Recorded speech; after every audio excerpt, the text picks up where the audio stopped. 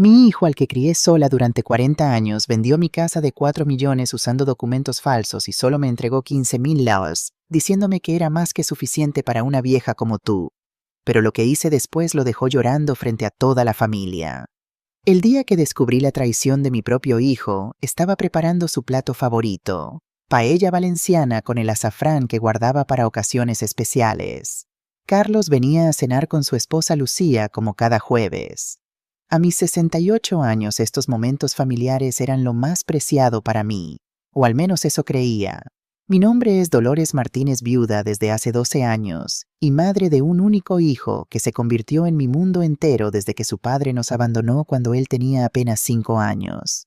Jamás imaginé que esas manos que tantas veces sequé sus lágrimas serían las mismas que firmarían mi sentencia a la pobreza.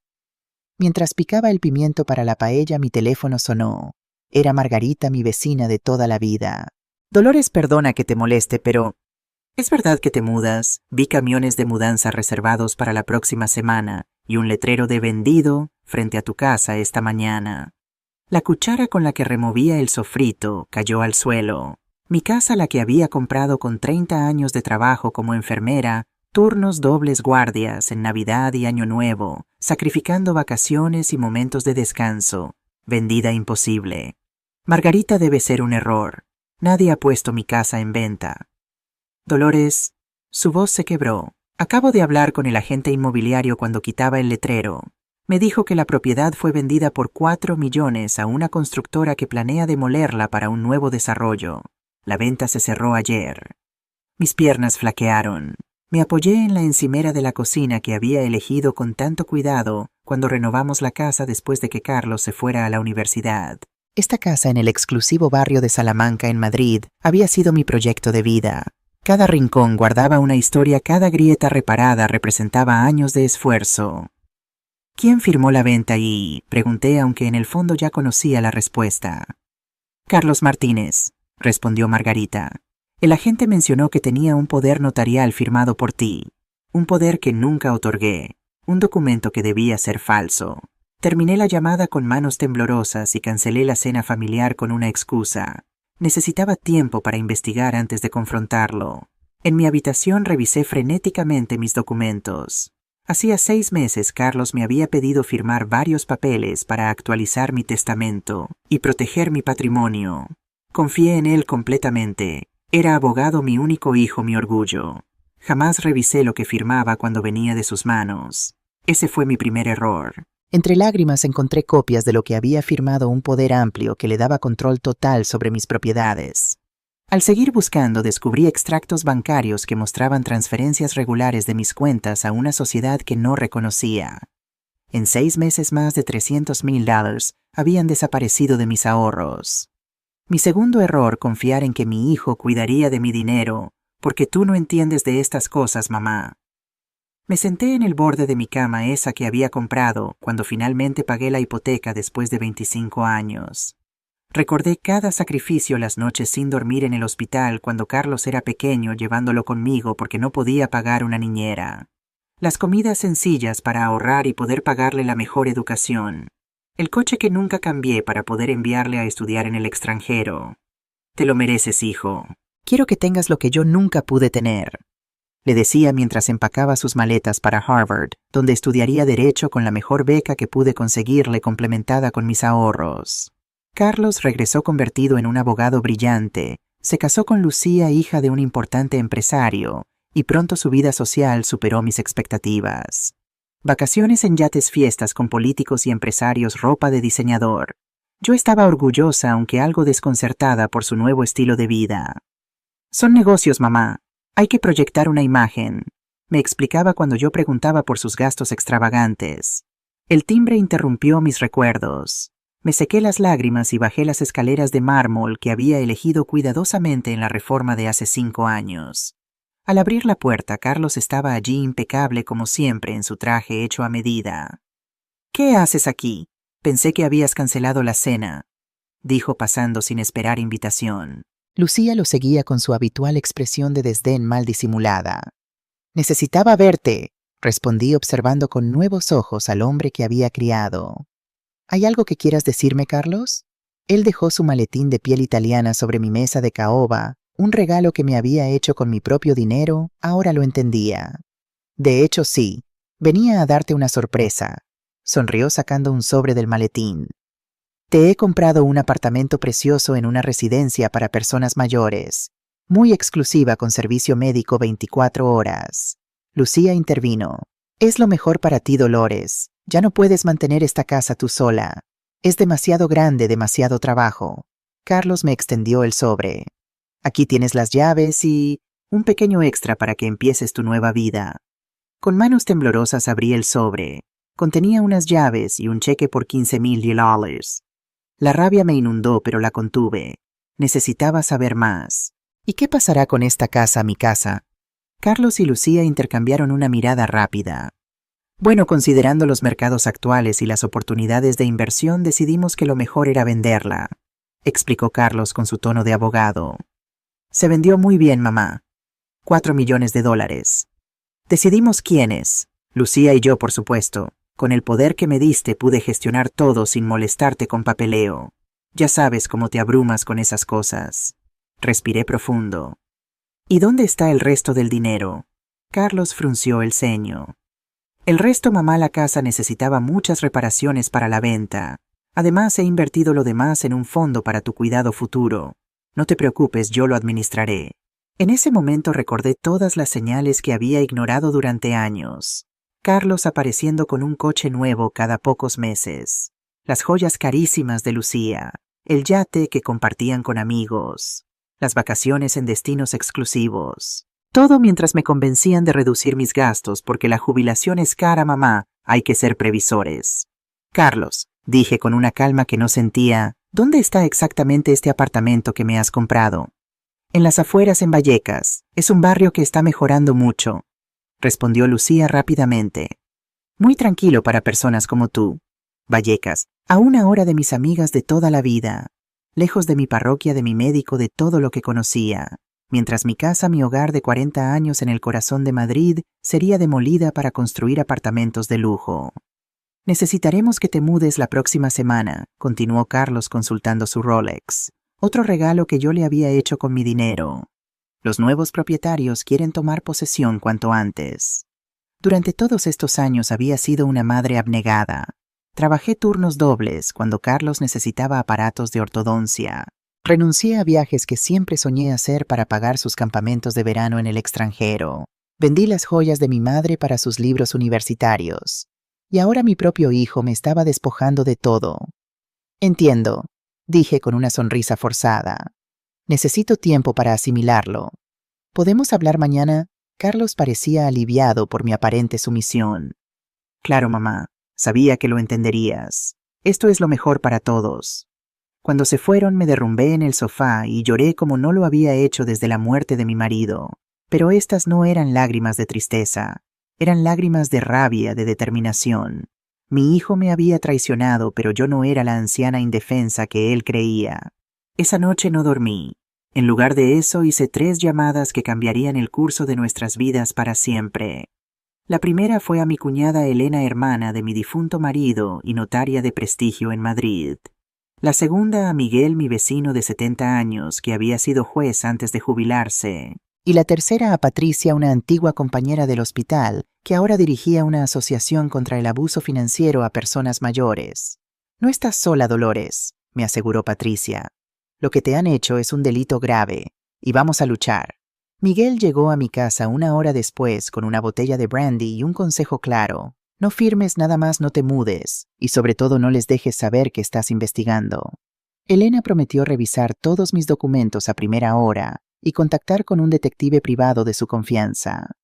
No es la primera vez que veo algo así, cuñada, pero te prometo que no permitiremos que se salgan con la suya. Por primera vez en mi vida, mi prioridad no sería proteger a mi hijo. Esta vez me protegería a mí misma. A la mañana siguiente comencé a reunir pruebas. Encontré correos electrónicos en la tableta que Carlos me había regalado configurada con su cuenta vinculada. Otro error por su parte, donde discutía con Lucía la venta de mi casa meses antes de obtener el poder notarial. La vieja no necesita tanto espacio, escribía Lucía. Con lo que saquemos podemos comprar la casa en Marbella y aún nos sobra para el yate. Ya está todo planeado, respondía Carlos. Firmaré en su nombre y le daremos lo mínimo para que no pueda demandarnos por abandono. El apartamento en Vallecas cuesta una miseria y está lo suficientemente lejos para que no nos moleste. Guardé esos correos sacando capturas de pantalla que envié a Elena. El detective que ella contrató descubrió más la sociedad a la que se transfería mi dinero pertenecía a Carlos y su suegro. Habían estado vaciando mis cuentas metódicamente durante al menos un año. Una semana después tenía suficiente evidencia para presentar una demanda, pero Elena y Miguel sugirieron una estrategia diferente. Los tribunales tardarán años, Dolores, explicó Miguel, y mientras tanto podrían agotar todos tus recursos. Necesitamos recuperar tu dinero primero, añadió Elena, y después enfrentarlos donde más les duele su reputación. El plan era arriesgado pero brillante. Con ayuda del detective descubrimos que Carlos había firmado la venta usando un poder notarial falsificado. El notario que supuestamente lo había validado confirmó que la firma no era suya. Teníamos la prueba del fraude. Patricia me presentó a un periodista especializado en casos de corrupción, quien se mostró interesado en mi historia. La gente necesita saber que esto ocurre incluso en las mejores familias, dijo tomando notas detalladas. Mientras tanto, Elena tramitó una orden judicial urgente para congelar la transferencia de fondos por la venta de la casa. Tenemos 48 horas antes de que el dinero desaparezca en cuentas offshore, me advirtió. La confrontación tendría que ser pronto y sería pública. Carlos programó una cena familiar para el domingo siguiente, supuestamente para celebrar mi nueva etapa. Todos sus amigos influyentes estarían allí, socios de su bufete. El suegro empresario, incluso un concejal del ayuntamiento con quien jugaba al golf. La perfecta audiencia para mi contraataque. ¿Estás segura de esto?, me preguntó Patricia mientras me ayudaba a prepararme. Podríamos simplemente presentar la denuncia. Estoy cansada de ser invisible, respondí ajustándome el collar de perlas que había pertenecido a mi madre. Quiero que me vean, que todos vean lo que mi hijo hizo. Llegué al restaurante exclusivo que Carlos había reservado con Elena y Miguel a mi lado. Mi hijo frunció el ceño al verlos, pero mantuvo su sonrisa forzada. «Invitado sorpresa, mamá. Como tú dijiste, es una celebración», respondí serenamente. No podía dejar fuera a la familia.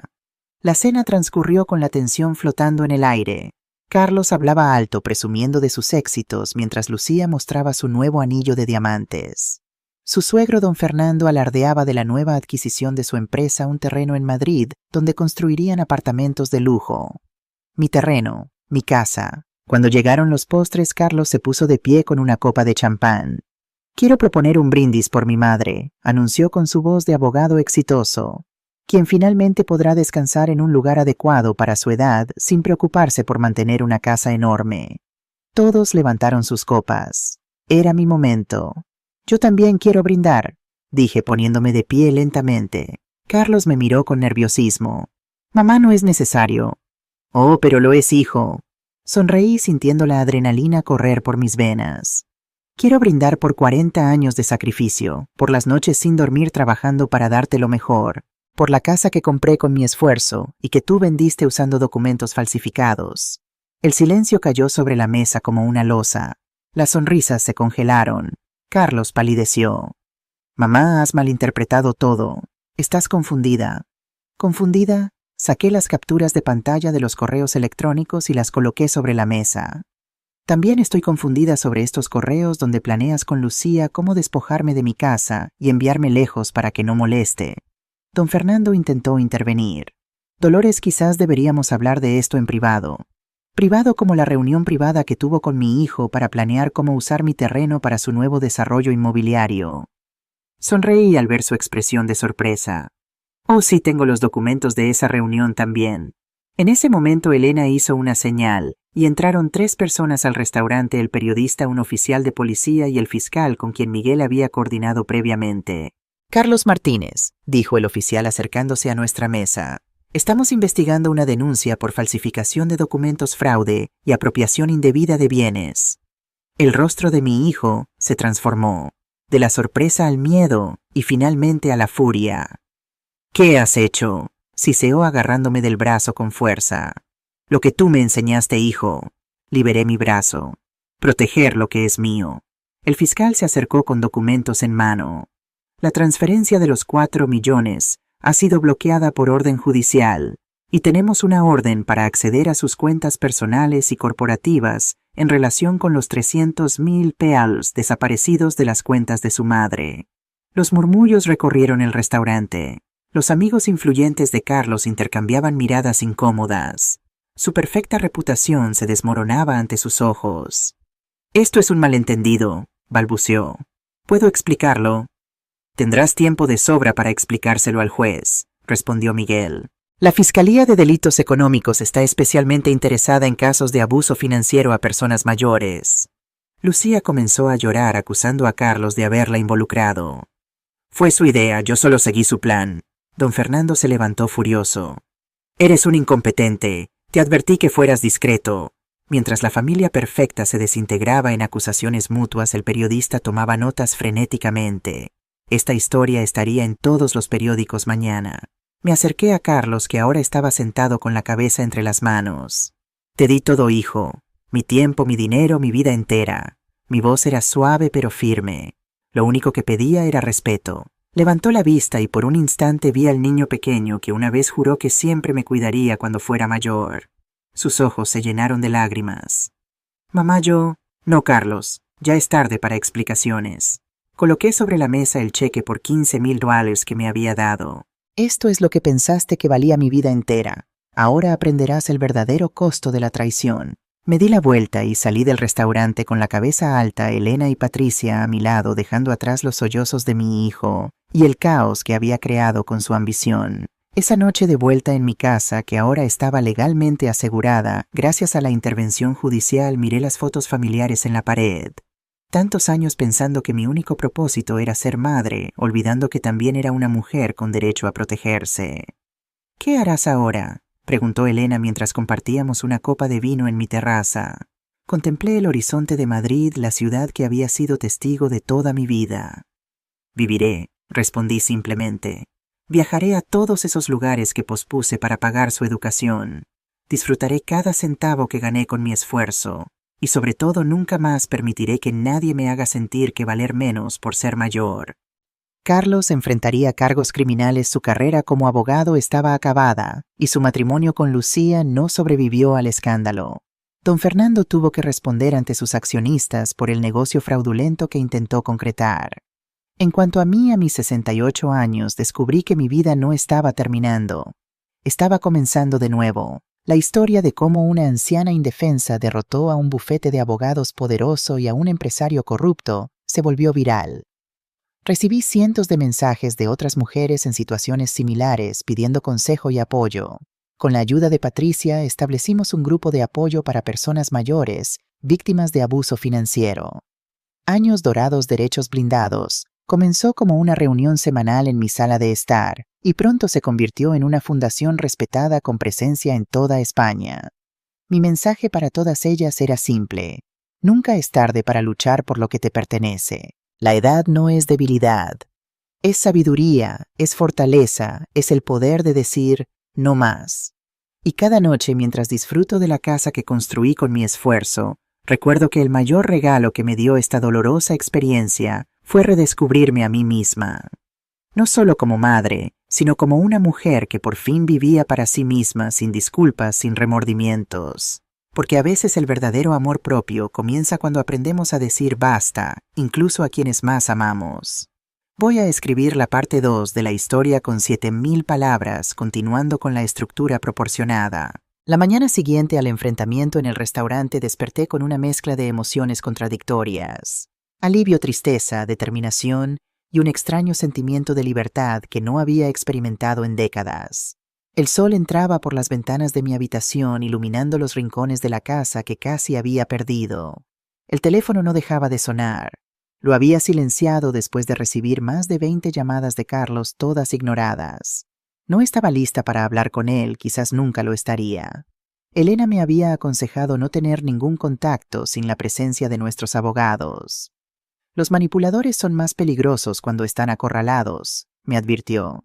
Y Carlos ha aprendido todos los trucos para conseguir lo que quiere. Bajé a la cocina para preparar mi café cuando sonó el timbre. A través de la mirilla vi a Lucía.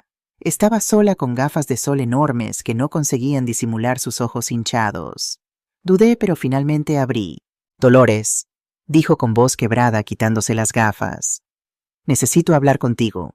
La observé detenidamente. Su perfecta apariencia de siempre había desaparecido.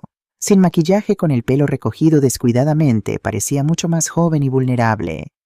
«¿Dónde está mi hijo?» «En el despacho de su abogado», respondió bajando la mirada. «No sabe que estoy aquí. Me mataría si se enterara». Algo en su frase final me alertó. La hice pasar, pero mantuve mi teléfono a mano con el número de Miguel preseleccionado por si acaso. «¿Quieres café?», asintió agradecida. Mientras lo preparaba, ella se sentó en la mesa de la cocina, la misma donde tantas veces había menospreciado mi vajilla anticuada, y sugerido que renovara todo para entrar en el siglo XXI. «Dolores, hay cosas que necesitas saber», comenzó cuando le entregué la taza. «Cosas sobre Carlos. Y sobre mí». «Te escucho». Sus manos temblaban mientras sostenía la taza. «Lo que hicimos. Lo que te hicimos». «No comenzó con la casa. Ha estado sucediendo durante años». Respiré hondo, preparándome para lo peor. «Carlos empezó a desviar dinero de tus cuentas hace 3 años», confesó. «Al principio eran cantidades pequeñas. Me decía que era dinero que le debías por cuidar tus finanzas. Luego se convirtió en algo regular». «¿Por qué me cuentas esto ahora?» Lucía levantó la mirada con lágrimas deslizándose por sus mejillas. «Porque anoche, después del restaurante, me pegó por primera vez». Un escalofrío recorrió mi espalda. Por mucho que despreciara lo que Carlos me había hecho, jamás hubiera imaginado que fuera capaz de violencia física. «Me culpó por el colapso de su plan», continuó Lucía.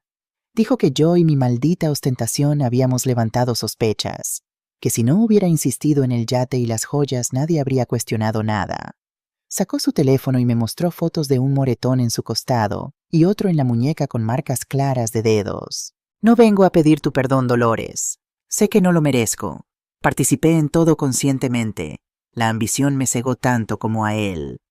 «¿Qué quieres de mí entonces? Quiero darte esto», dijo sacando una memoria USB de su bolso. «Contiene todos los registros de transferencias que Carlos ha hecho desde tus cuentas en los últimos 3 años. También hay grabaciones de conversaciones entre él y mi padre planeando utilizar tu terreno para su desarrollo inmobiliario. ¿Y algo más?». Se detuvo como si le costara continuar. «Carlos tiene otros poderes notariales falsificados, de su tía Pilar y de tu amiga Concepción».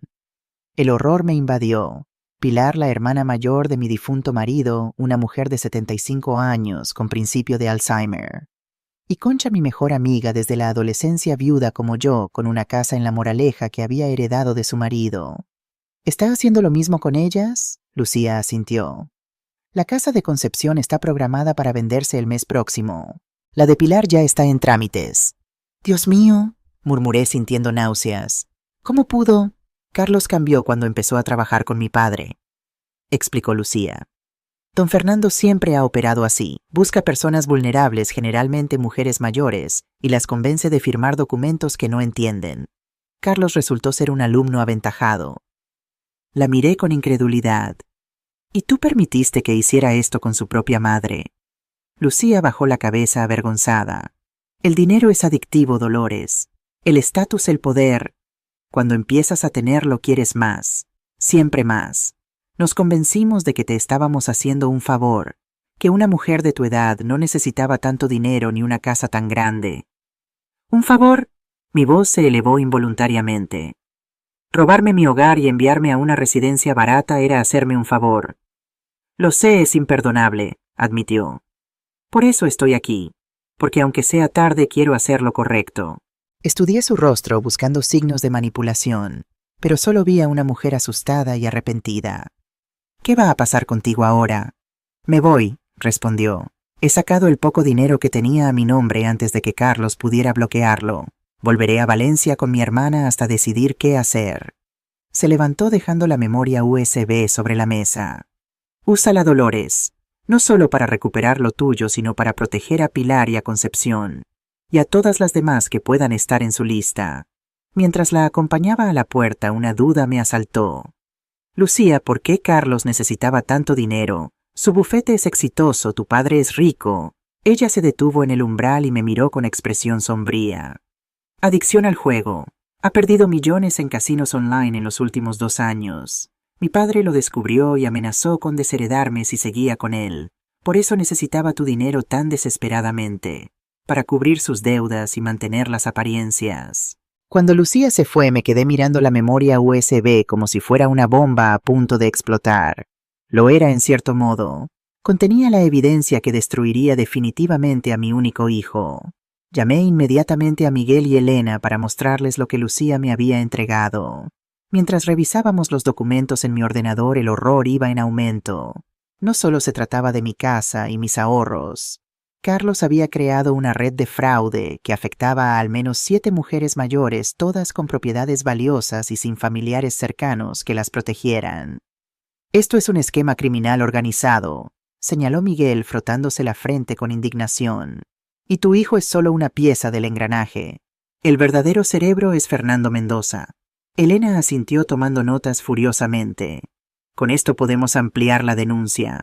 Ya no es solo un caso de abuso familiar aislado, sino una asociación criminal dedicada a estafar a personas vulnerables. ¿Qué pasará con Carlos?, pregunté sintiendo un nudo en la garganta. Miguel y Elena intercambiaron miradas. Dolores, comenzó Elena con tono suave, con estas evidencias tu hijo podría enfrentar entre 8 y 12 años de prisión. Estamos hablando de múltiples delitos, falsificación de documentos, estafa agravada, apropiación indebida, y si confirmamos lo de Lucía, también violencia de género. Me dejé caer en el sofá abrumada. Una cosa era defender lo mío y otra muy distinta enviar a mi único hijo a la cárcel por más de una década. Necesito tiempo para pensar, murmuré. No hay mucho tiempo, advirtió Miguel. Si Carlos sospecha que Lucía te ha dado esta información, podría destruir evidencias cruciales. Además, Pilar y Concepción siguen en peligro. Tenía razón. Mi dilema personal tendría que esperar. Había otras mujeres vulnerables que necesitaban protección inmediata. ¿Qué debo hacer?, pregunté irguiéndome con renovada determinación. Primero contactar a Pilar y Concepción para advertirles, sugirió Elena. Después llevar esta memoria USB directamente al fiscal. Y prepararte para lo que viene, añadió Miguel, porque cuando esta bomba estalle, afectará a gente muy poderosa. Fernando Mendoza tiene conexiones políticas y empresariales que usará para defenderse. Esa misma tarde visité a Concepción sin previo aviso. Mi amiga de 70 años me recibió con la alegría de siempre, sin la menor sospecha del peligro que la acechaba. Carlos es un ángel, exclamó cuando le conté mis sospechas. Siempre tan atento, revisando mis documentos, ayudándome con los impuestos. Concha, necesito que me muestres exactamente qué has firmado para Carlos en los últimos meses.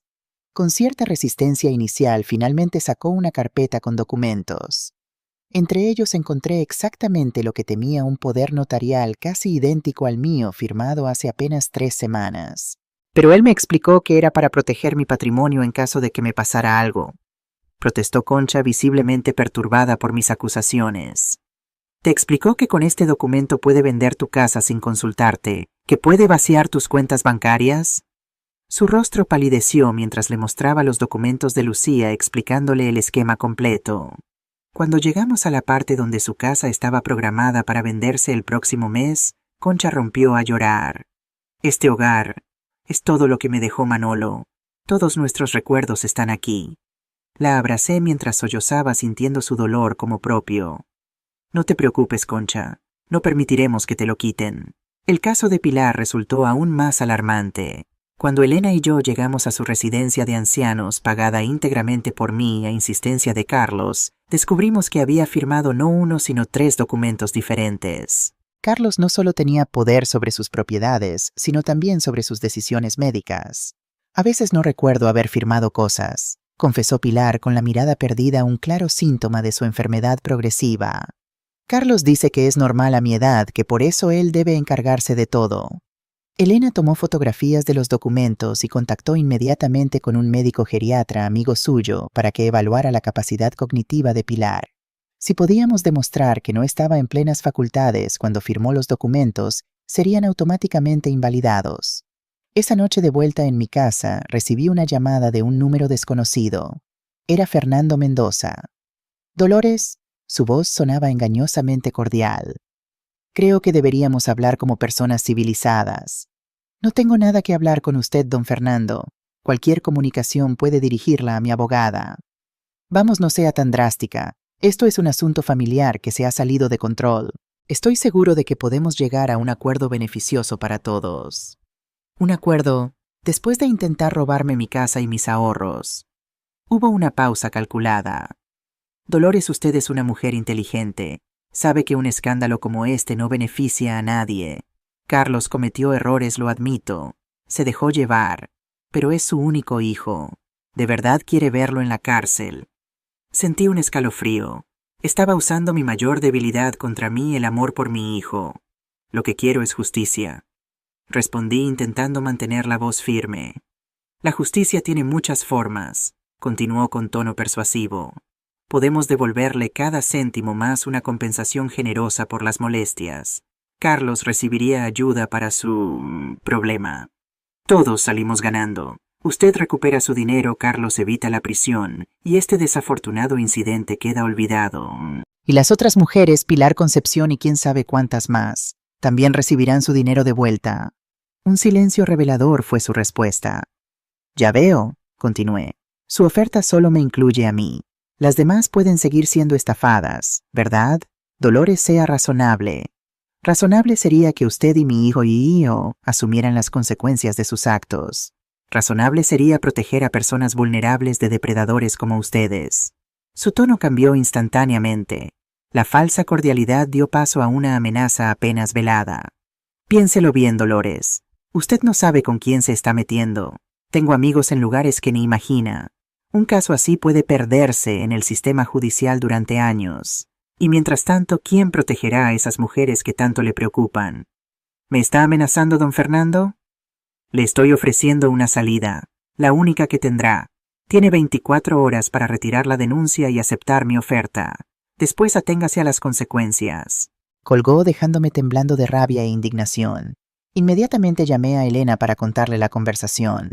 Su reacción fue contundente. Acaba de cometer un grave error. Amenazar a un testigo es un delito adicional, y has hecho bien en grabar la llamada. ¿Grabar?, pregunté confundida. La aplicación que instalé en tu teléfono ayer, ¿recuerdas? Graba automáticamente todas las llamadas. Sonreí a pesar de la tensión. Elena siempre había sido previsora. Esto fortalece nuestro caso, continuó. Ahora tenemos evidencia directa de intimidación. El fiscal estará encantado. A la mañana siguiente nos reunimos con el fiscal Javier Ortega, un hombre de mediana edad con expresión grave y ojos perspicaces. Escuchó atentamente mientras presentábamos todas las evidencias, los documentos de la memoria USB, los poderes notariales falsificados de Pilar y Concepción y la grabación de Fernando Mendoza. Es uno de los casos de abuso financiero a personas mayores más completos que he visto, comentó después de revisar todo. Y lamentablemente solo es la punta del iceberg. Estos esquemas son cada vez más frecuentes, especialmente dirigidos a mujeres solas de cierta edad con propiedades valiosas. ¿Qué podemos esperar ahora?, pregunté. Ordenaré registros en el bufete de su hijo y en las oficinas de Mendoza Inversiones hoy mismo. También solicitaré la congelación de todos sus activos y cuentas bancarias. Hizo una pausa mirándome directamente. Doña Dolores, debo preguntarle, ¿está completamente segura de querer seguir adelante una vez que iniciemos estos procedimientos? No hay marcha atrás. Pensé en Carlos, en el niño que una vez había sido, en el hombre en que se había convertido. Pensé en Pilar, en Concepción, y en todas las demás víctimas que ni siquiera conocía. Completamente segura, señor fiscal. Haga lo que tenga que hacer. Salimos de la fiscalía con una mezcla de determinación y aprehensión. El proceso legal estaba en marcha, pero sabíamos que los días siguientes serían extremadamente difíciles. No me equivocaba. Esa misma tarde, la noticia del registro policial en el prestigioso bufete de abogados Martínez y Asociados y en la sede de Mendoza Inversiones corrió como la pólvora. Los medios de comunicación acamparon frente a mi casa hambrientos de declaraciones. Patricia me ayudó a preparar un comunicado breve pero contundente. Esta no es una vendetta personal, sino una cuestión de justicia. Nadie debería estar por encima de la ley, especialmente aquellos que abusan de la confianza de personas vulnerables. Las reacciones no se hicieron esperar. Recibí llamadas de apoyo de amigas y antiguos colegas del hospital, pero también mensajes hostiles de personas del círculo social de Carlos, acusándome de ser una madre despechada, dispuesta a destruir a su propio hijo por dinero. Lo más doloroso fue la carta que recibí de Carlos 2 días después, escrita a mano desde el centro de detención preventiva donde esperaba la decisión sobre su prisión provisional.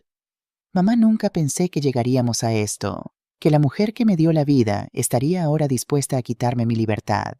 Sé que cometí errores, graves errores, pero sigo siendo tu hijo, el niño que acunaste, al que enseñaste a caminar, al que sacrificaste tu vida entera. ¿De verdad quieres verme en la cárcel? ¿Sabes lo que les ocurre allí a personas como yo? No sobreviviré, mamá, y mi destrucción estará en tus manos. Aún estamos a tiempo. Puedes retirar los cargos, decir que todo fue un malentendido. Podemos arreglarlo. Devolveré cada céntimo, lo prometo. Buscaré ayuda para mi adicción. Seré el hijo que siempre quisiste que fuera. Por favor, mamá, te lo suplico. No me hagas esto. No nos hagas esto. Con amor, a pesar de todo, Carlos. Lloré mientras leía sus palabras, reconociendo las tácticas manipuladoras que había perfeccionado durante años. La culpa, el chantaje emocional, las promesas vacías, pero también sintiendo el tirón inevitable del amor maternal que nunca desaparecería completamente. Elena me encontró sentada en el jardín con la carta arrugada entre los dedos. Lo conozco desde que nació, dijo sin que yo tuviera que explicar nada. Sé lo difícil que es esto para ti. Soy un monstruo, Elena. ¿Qué clase de madre envía a su único hijo a la cárcel? Ella se sentó a mi lado tomando mis manos entre las suyas. Eres una madre que enseña a su hijo la lección más importante de todas, que nuestras acciones tienen consecuencias. Carlos no está en esta situación por ti, sino por sus propias decisiones. Decisiones que tomó conscientemente una y otra vez, a pesar del daño que causaban. Pero la cárcel es donde van las personas que cometen delitos graves, Dolores. Sean quienes sean. Si un extraño hubiera intentado quitarte tu casa mediante documentos falsos, ¿dudarías en denunciarlo? ¿Por qué debería ser diferente porque es tu hijo? No tenía respuesta para eso. Además, continuó Elena, no estamos hablando solo de ti. Piensa en Pilar, en Concepción, en esa pobre mujer de 82 años que descubrimos ayer, a quien Carlos convenció de firmar un poder mientras estaba hospitalizada. Son personas reales vulnerables que confían en que harás lo correcto. Su argumento era irrefutable. Yo no estaba destruyendo a Carlos. Él se había destruido a sí mismo y en el proceso había dañado a personas inocentes. Tienes razón, admití finalmente. Pero eso no lo hace más fácil. Las decisiones correctas rara vez son fáciles, Dolores. Por eso requieren verdadera fortaleza. Esa noche, con la determinación renovada, me senté a escribir mi propia carta. No para Carlos, sino para todas las mujeres que habían sido víctimas del esquema, las que conocíamos y las que aún estábamos por descubrir. Les ofrecía mi apoyo, mi experiencia reciente y la promesa de que no estarían solas en el proceso legal que se avecinaba. Patricia me ayudó a contactarlas a todas. Para mi sorpresa, 11 mujeres respondieron. 11 historias casi idénticas de confianza traicionada, de firmas obtenidas con engaños, de propiedades vendidas o a punto de serlo sin su conocimiento real. Acordamos reunirnos en mi casa la semana siguiente. Mientras tanto, los acontecimientos se precipitaban. El juez decretó prisión provisional sin fianza para Carlos, considerando el riesgo de fuga y de destrucción de pruebas. Fernando Mendoza, sin embargo, consiguió quedar en libertad bajo una fianza de 1 millón de euros. Es el sistema de 2 velocidades, explicó Miguel con amargura. La justicia rápida para unos, la lenta para otros con más recursos. El día de la reunión, mi sala se llenó de mujeres entre 65 y 85 años. Mujeres con historias de vida fascinantes, una ex jueza, una profesora universitaria jubilada, una antigua empresaria, una viuda de diplomático. Todas con algo en común: habían confiado en Carlos y habían estado a punto de perderlo todo. Nunca imaginé que ese joven tan educado pudiera estar engañándome, comentó María Luisa, una elegante mujer de 78 años, viuda de un conocido arquitecto. Venía a visitarme cada semana, me traía bombones, me preguntaba por mi salud, incluso me acompañaba al médico. A mí me dijo que los documentos eran para protegerme de unos familiares lejanos que querían reclamar mi apartamento, añadió Teresa, una profesora jubilada de 72 años. Le creí porque conocía casos similares. Elena y un joven abogado de su bufete explicaron el proceso legal que nos esperaba. Sería largo y posiblemente doloroso, con declaraciones, pruebas periciales y juicios que podrían extenderse durante meses o incluso años. Pero vale la pena, aseguré a todas. No solo para recuperar lo nuestro, sino para asegurarnos de que Carlos, Fernando y cualquiera que haya participado en este esquema no puedan volver a hacerlo. Al terminar la reunión, Teresa se acercó a mí con lágrimas en los ojos. Gracias, Dolores, por ser tan valiente. No sé si yo habría tenido la fuerza para denunciar a mi propio hijo. La abracé sintiéndome por primera vez en días en paz con mi decisión. La edad nos da sabiduría, Teresa, y parte de esa sabiduría es entender que el amor verdadero a veces significa establecer límites firmes. Las semanas siguientes fueron un torbellino de actividad legal. Mi declaración oficial ante el juez duró más de 5 horas. Fue exhaustivo, detallado y emocionalmente agotador. Tuve que revivir cada momento de engaño, cada señal que ignoré, cada documento que firmé confiando ciegamente. Lo más difícil fue describir el momento en que comprendí que mi propio hijo, el niño al que había dedicado mi vida, había estado robándome sistemáticamente durante años. ¿En algún momento sospechó de su hijo, señora Martínez?, preguntó el abogado defensor, un hombre de aspecto severo, especializado en casos de delitos económicos. Hubo señales, admití, comentarios sobre cómo debería gastar menos, insistencia en revisar todas mis cuentas, sugerencias cada vez más frecuentes de que mi casa era demasiado grande para mí sola. ¿Y por qué no cuestionó estas señales, como usted las llama? Miré directamente al juez mientras respondía. Porque es mi hijo. Porque pasé 40 años poniendo sus necesidades por delante de las mías, porque me había acostumbrado a sacrificarme por él, y porque nunca, ni en mis peores pesadillas, imaginé que la persona a la que más he amado en mi vida podría traicionarme de esta manera. El silencio en la sala fue absoluto. Incluso el abogado defensor pareció momentáneamente sin palabras. Carlos estaba presente, sentado junto a su abogado, con el rostro demacrado tras semanas en prisión preventiva. No me atreví a mirarlo directamente hasta ese momento. Cuando nuestros ojos se encontraron, vi algo que nunca antes había visto en él: vergüenza genuina. Aparté la mirada rápidamente, temiendo que mi resolución flaqueara si me permitía recordar al niño que había sido en lugar del hombre en que se había convertido. El testimonio de Lucía 2 días después fue devastador para la defensa de Carlos. Describió con detalle el esquema completo, desde la falsificación de documentos hasta los planes para vender las propiedades. Confirmó que Carlos sufría una grave adicción al juego que lo había llevado a endeudarse por millones, y que Fernando Mendoza había sido el arquitecto intelectual de todo el plan. Fernando vio en Carlos el instrumento perfecto, explicó. Un abogado respetado, con acceso a personas mayores vulnerables a través de su madre y las amigas de ésta.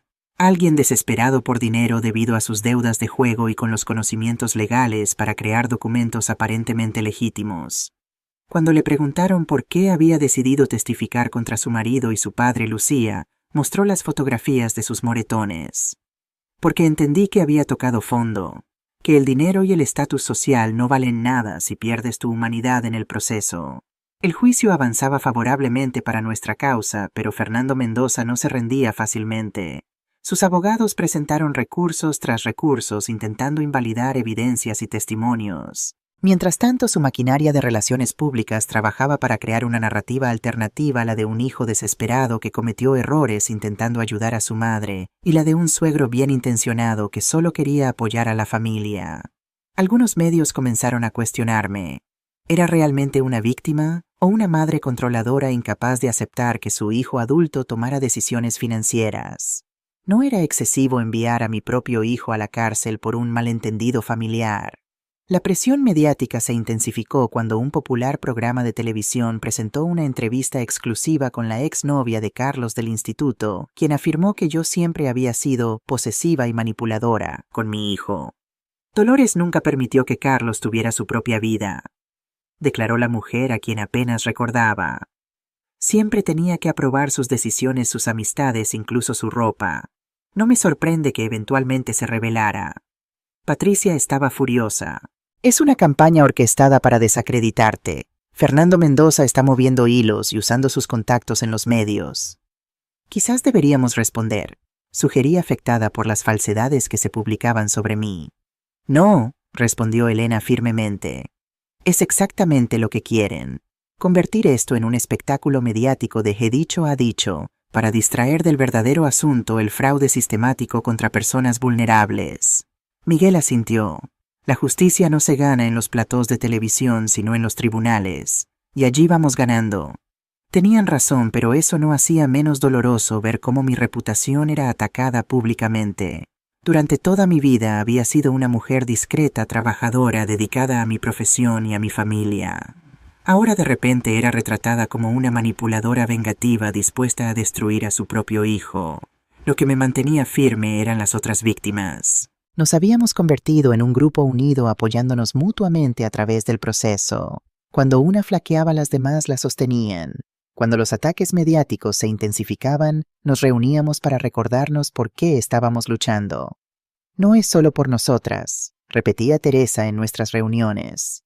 Es por todas las mujeres mayores que podrían convertirse en víctimas si no detenemos esto ahora. El momento crucial del juicio llegó cuando el detective contratado por Elena presentó su informe completo. Había rastreado todas las transferencias bancarias de Carlos y Fernando, descubriendo una red de sociedades pantalla creadas específicamente para ocultar el dinero proveniente de las propiedades vendidas fraudulentamente. En total, concluyó el detective, el esquema ha desviado aproximadamente 15 millones de euros en los últimos 3 años, afectando a 23 víctimas identificadas hasta ahora, todas mujeres mayores de 65 años. 23. El número me dejó sin aliento. Eran muchas más de las que habíamos descubierto inicialmente. El juez, visiblemente impactado por la magnitud del fraude, ordenó una investigación ampliada que incluyera a todos los clientes del bufete de Carlos en los últimos 5 años. Ese día, al salir del juzgado, un periodista me abordó. Doña Dolores, ¿qué siente al saber que su hijo podría pasar los próximos 15 años en prisión? Lo miré directamente a los ojos antes de responder. Siento un profundo dolor como madre, pero también siento la certeza de estar haciendo lo correcto. Este caso no trata sobre mi hijo y yo. Trata sobre un sistema que permite que personas vulnerables sean explotadas por aquellos en quienes confían. Si mi dolor personal sirve para cambiar ese sistema, entonces vale la pena. Mi respuesta pareció sorprenderlo. Esperaba lágrimas, drama o quizás una retractación. En lugar de eso, encontró determinación. Algunas personas la han criticado por llevar a su propio hijo ante la justicia. ¿Qué les diría? Les diría que el amor verdadero no consiste en encubrir errores, sino en asumir responsabilidades. Les diría que ningún vínculo, ni siquiera el de madre e hijo, justifica el abuso. Y les diría que cuando lleguen a mi edad, entenderán que nuestra dignidad no es negociable sin importar quién la amenace. El periodista asintió lentamente. Gracias por su sinceridad, doña Dolores. Esa entrevista marcó un punto de inflexión en la cobertura mediática del caso. Las narrativas simplistas comenzaron a dar paso a análisis más profundos sobre el abuso financiero a personas mayores, especialmente mujeres. Varios programas invitaron a especialistas a hablar sobre cómo identificar señales de alarma y qué medidas preventivas tomar. Patricia organizó una rueda de prensa donde varias de nosotras compartimos nuestras experiencias. El impacto fue inmediato y poderoso. Decenas de mujeres comenzaron a contactarnos, algunas reconociendo patrones similares en su propia situación, otras buscando consejo para protegerse. Esto es más grande que nosotras, comentó Concepción una tarde mientras revisábamos los mensajes recibidos. Es como si hubiéramos destapado una epidemia silenciosa. Y así era. Una epidemia de vulnerabilidad explotada, de confianza traicionada, de vidas enteras reducidas a activos que liquidar. Una epidemia que crecía en las sombras del respeto filial y la gestión familiar. El juicio contra Carlos y Fernando duró 6 meses. 6 meses de testimonios desgarradores, evidencias abrumadoras y maniobras legales desesperadas por parte de la defensa. 6 meses en los que aprendí más sobre ley, finanzas y psicología de lo que había aprendido en toda mi vida anterior. Finalmente llegó el día de la sentencia. La sala estaba llena de periodistas, víctimas y sus familiares, abogados curiosos. Carlos y Fernando, sentados juntos en el banquillo, parecían 2 hombres completamente diferentes a los poderosos empresarios que alguna vez fueron. Carlos había perdido peso y las ojeras profundas revelaban noches sin dormir. Fernando, siempre tan imponente, ahora parecía encogido, como si el peso de sus acciones lo hubiera comprimido físicamente. El juez, un hombre de unos 60 años con expresión severa, leyó la sentencia. Este tribunal declara a Carlos Martínez culpable de los delitos de falsificación de documentos, estafa agravada, apropiación indebida y pertenencia a organización criminal, y lo condena a 10 años de prisión y al pago de indemnizaciones por valor de 4 millones de euros. Hizo una pausa antes de continuar. Asimismo, declara a Fernando Mendoza culpable de los delitos de estafa agravada, blanqueo de capitales, organización criminal y obstrucción a la justicia, y lo condena a 15 años de prisión y al pago de indemnizaciones por valor de 11 millones de euros. Un murmullo recorrió la sala. La sentencia era más dura de lo esperado, especialmente para Fernando Mendoza, cuyo equipo legal había prometido repetidamente que jamás pisaría una celda. Este tribunal, continuó el juez, quiere señalar la especial gravedad de delitos cometidos contra personas en situación de vulnerabilidad. La confianza depositada en familiares y asesores legales debe ser sagrada y su abuso merece el máximo reproche social y penal. Mientras los guardias se llevaban a Carlos, nuestras miradas se cruzaron por última vez. Vi remordimiento en sus ojos, o quizás solo la resignación de quien finalmente enfrenta las consecuencias de sus acciones. No pude descifrar si algún día existiría la posibilidad de reconciliación entre nosotros. Esa sería una decisión para otro momento, cuando las heridas no estuvieran tan abiertas, cuando la justicia hubiera seguido su curso completo.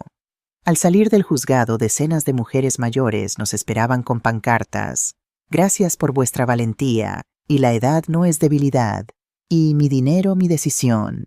Mujeres que habían seguido nuestro caso, que se habían inspirado en nuestra lucha, que ahora formaban parte de un movimiento creciente. Patricia me abrazó con lágrimas en los ojos. «Lo lograste, Dolores. Has cambiado las cosas». «Lo logramos todas», corregí mirando a mis compañeras de batalla legal. «Y esto es solo el principio». Esa noche, de vuelta en mi casa que nadie podría quitarme, ya me senté en el jardín con una copa de vino. El cielo estrellado de Madrid parecía más brillante que nunca, o quizás eran mis ojos los que veían con nueva claridad. Pensé en todo lo que había perdido: la confianza ciega, la inocencia, la relación con mi único hijo tal como la conocía. Pero también en lo que había ganado: fortaleza, autodeterminación, un propósito renovado y una comunidad de mujeres extraordinarias y unidas por una experiencia compartida. El teléfono sonó. Era Elena.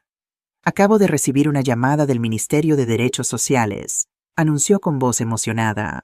«Quieren reunirse con nosotras para discutir posibles cambios legislativos inspirados en nuestro caso, protecciones adicionales para personas mayores, verificaciones obligatorias en transferencias de grandes propiedades, programas educativos». «Es maravilloso», respondí genuinamente conmovida. «Y eso no es todo. 3 editoriales han contactado conmigo hoy. Quieren que escribas un libro sobre tu experiencia, un testimonio que pueda ayudar a otras mujeres a protegerse». Me quedé en silencio procesando la idea. Yo escribiendo un libro a mis 68 años, comenzando una nueva carrera como autora y activista. «Dolores, ¿sigues ahí?» Sí, solo estaba pensando en lo extraña que es la vida. Hace un año me preparaba para una jubilación tranquila, convencida de que mi tiempo de hacer cosas significativas había pasado. Y ahora estás cambiando la vida de mujeres en toda España. Ahora entiendo que la edad no es el final del camino, es simplemente un nuevo comienzo con la sabiduría añadida de los años vividos. Levanté mi copa hacia el cielo estrellado en un brindis silencioso, por las segundas oportunidades, por las mujeres que se niegan a ser invisibles, por todas nosotras que a los 60, 70 u 80 años descubrimos que nuestra voz más poderosa es precisamente la que viene con la experiencia. Porque a veces la verdadera libertad comienza cuando decidimos que nuestra dignidad no tiene precio, sin importar quién intente ponerle uno. Voy a escribir la parte 3 con 8.000 palabras continuando la historia. Un año después de la sentencia, mi vida había cambiado por completo. El libro que había escrito, La dignidad no se jubila, se había convertido en un inesperado éxito editorial.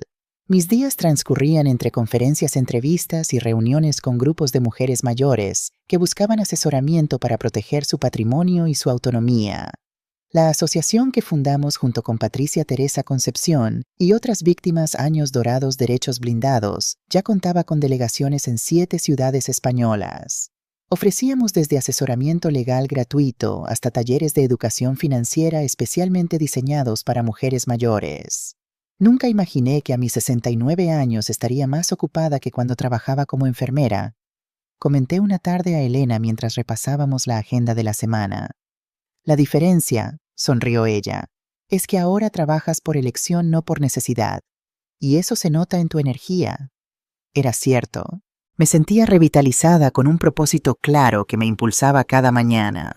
El cansancio físico al final del día era compensado por la satisfacción de saber que estaba marcando una diferencia en la vida de otras mujeres. Sin embargo, bajo esta nueva vida vibrante, persistía un dolor sordo que nunca desaparecía completamente. Carlos no había tenido contacto directo con mi hijo desde el día de la sentencia. Por recomendación de mi psicóloga, la doctora Martín, había decidido darme tiempo antes de considerar cualquier tipo de acercamiento.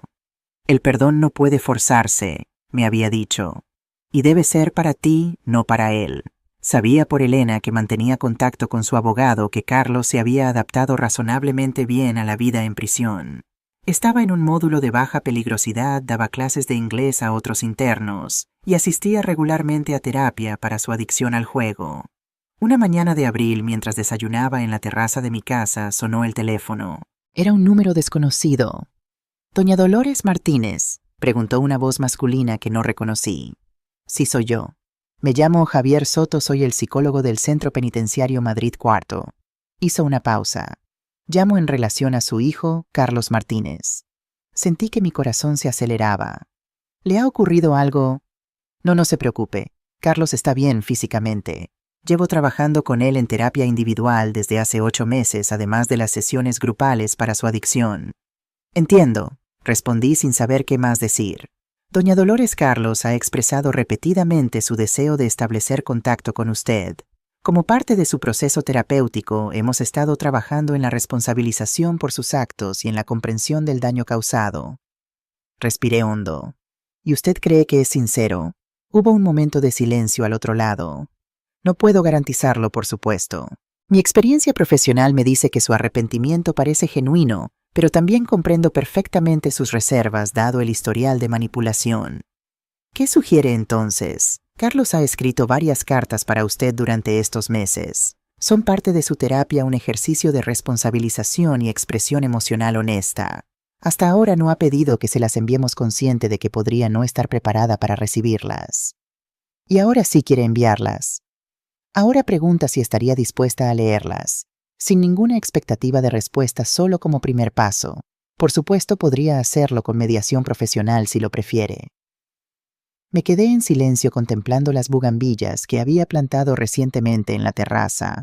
Habían florecido espléndidamente, sus vibrantes colores contrastando con el azul del cielo madrileño. Nueva vida surgiendo de ramas que parecían secas apenas unos meses atrás. «¿Puedo pensarlo?», pregunté finalmente. «Por supuesto, doña Dolores. Tómese el tiempo que necesite. Mi número quedará registrado en su teléfono para cuando decida». Después de colgar, llamé inmediatamente a la doctora Martín. Su consejo fue, como siempre, equilibrado y sensato. «No hay decisiones correctas o incorrectas aquí, Dolores. Solo las que te permitan sanar. Pregúntate, ¿leer estas cartas contribuirá a tu paz interior o reabrirá heridas que apenas están cicatrizando?» Pasé días reflexionando sobre esa pregunta. Por las mañanas me inclinaba hacia la apertura pensando en el niño que había sido Carlos, recordando momentos de genuina conexión. Por las noches revivía la traición, el dolor, las mentiras elaboradas para despojarme de todo. Finalmente tomé mi decisión. Llamé al psicólogo del centro penitenciario. «Estoy dispuesta a leer una carta», dije. «Solo una por ahora, y preferiría que fuera en presencia de mi psicóloga». «Me parece una decisión muy sabia», respondió él. «¿Qué le parece si la envío directamente a la consulta de su psicóloga?» Acordamos los detalles. Una semana después me senté en el confortable despacho de la doctora Martín con una taza de té y un sobre cerrado sobre la mesita. «¿Estás segura de que quieres hacer esto hoy?», preguntó ella observando mi nerviosismo.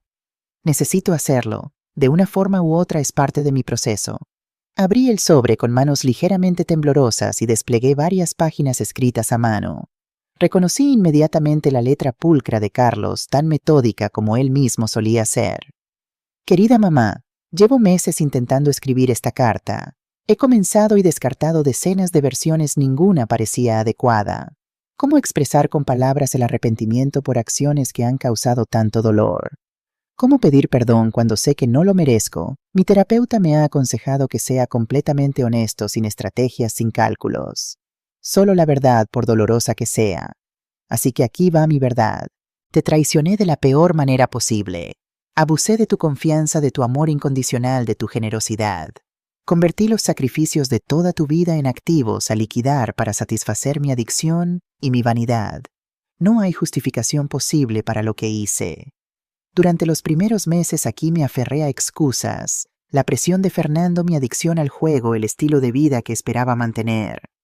Pero gradualmente entendí que ninguna de esas circunstancias me obligó a hacer lo que hice. En cada paso del camino tuve opciones, y en cada encrucijada elegí el camino equivocado.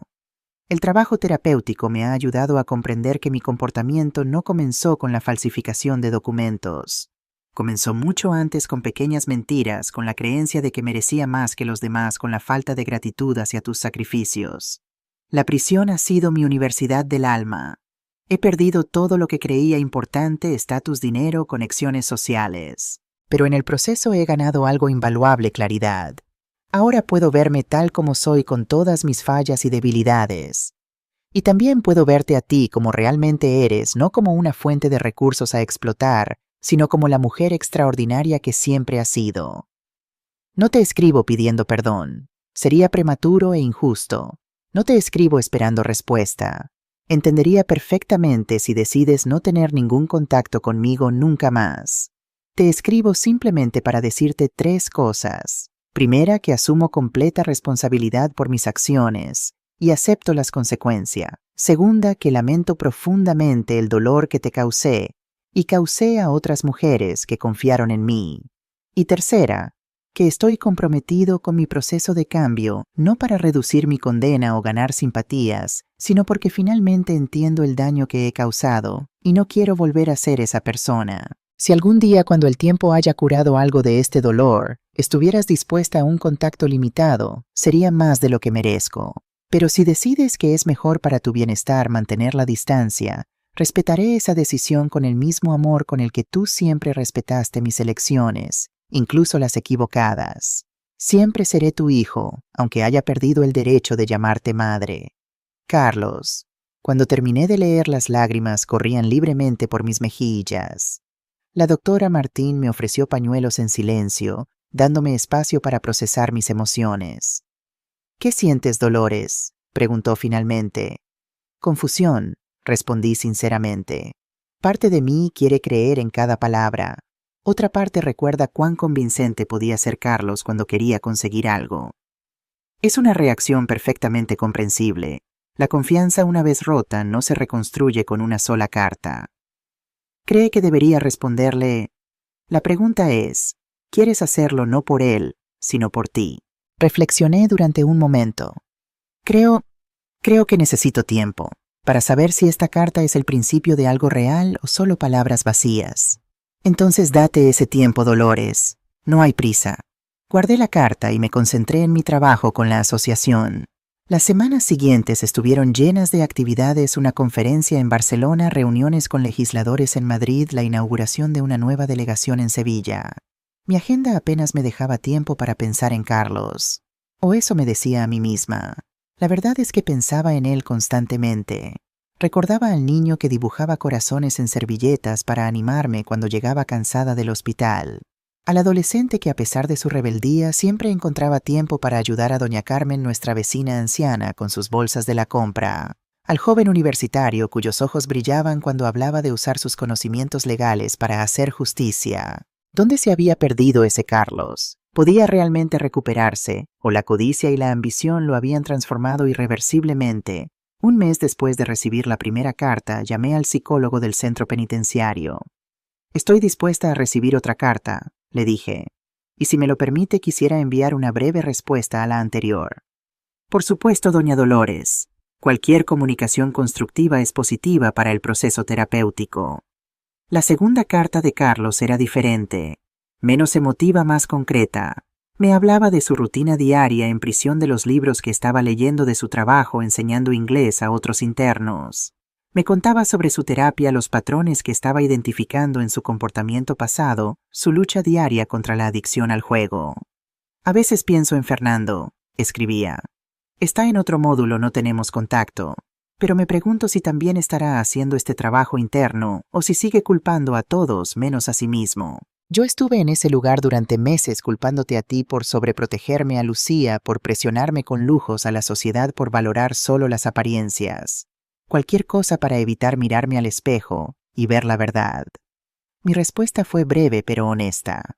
Carlos, he leído tus cartas. Quiero creer que el cambio que describes es real. El tiempo lo demostrará. No puedo ofrecerte perdón todavía, pero sí te ofrezco la posibilidad de esta comunicación limitada. Es un pequeño paso para ambos. Me alegra saber que estás aprovechando este tiempo para la introspección. Los libros que mencionas son buenas elecciones. Quizás también te interese El hombre en busca de sentido, de Viktor Frankl. Me ha ayudado mucho en momentos difíciles. Tu madre Dolores. Así comenzó un intercambio de cartas mensual. Nunca largas misivas emocionales, sino comunicaciones cautelosas, medidas que gradualmente fueron construyendo un nuevo tipo de relación entre nosotros. Carlos nunca pedía nada. No solicitaba dinero para la cantina, no mencionaba necesidades materiales, no sugería visitas.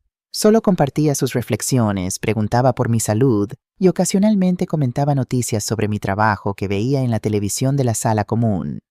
Vi tu entrevista en el programa de Ana Rosa. Escribió en una carta. Estabas magnífica, mamá. La forma en que explicaste las señales de alerta del abuso financiero. Ojalá todas las mujeres de tu edad tuvieran esa información. Ojalá yo hubiera sido el tipo de hijo que te ayudara a difundirla en lugar del ejemplo de lo que hay que evitar. Después de 6 meses de correspondencia regular, el psicólogo me llamó nuevamente. Carlos ha sido seleccionado para un programa especial, me explicó. Es un proyecto piloto donde internos que han mostrado genuino arrepentimiento y cambio positivo participan en charlas educativas para profesionales que trabajan con personas mayores. Hablan sobre los mecanismos psicológicos detrás del abuso financiero desde la perspectiva de quien lo cometió. Y Carlos quiere participar. Está muy interesado, pero una de las condiciones es contar con el apoyo de alguna de sus víctimas. En su caso ha pedido específicamente que te consultemos a ti primero. Si te opones, no participará. La propuesta me dejó pensativa. Por un lado, la idea de que Carlos utilizara nuestra historia incluso con fines educativos me generaba cierta incomodidad. Por otro, si realmente estaba comprometido con la reparación, este podría ser un camino válido. ¿Puedo hablar con los responsables del programa antes de decidir? Por supuesto. 2 días después me reuní con la directora del proyecto, una criminóloga especializada en justicia restaurativa. Me explicó detalladamente los objetivos, el formato de las charlas, el proceso de selección de los internos participantes y las medidas para evitar la revictimización. No buscamos dar protagonismo a los perpetradores, aclaró, sino utilizar su experiencia como herramienta educativa para profesionales que necesitan entender estos mecanismos. Cada participante ha pasado por una evaluación psicológica exhaustiva para asegurar que su arrepentimiento es genuino y que comprende la gravedad de sus acciones. ¿Y cree usted que mi hijo cumple esos requisitos? Ella consultó unas notas antes de responder. Carlos ha mostrado un progreso excepcional. Su psicólogo lo describe como un caso poco común de transformación auténtica.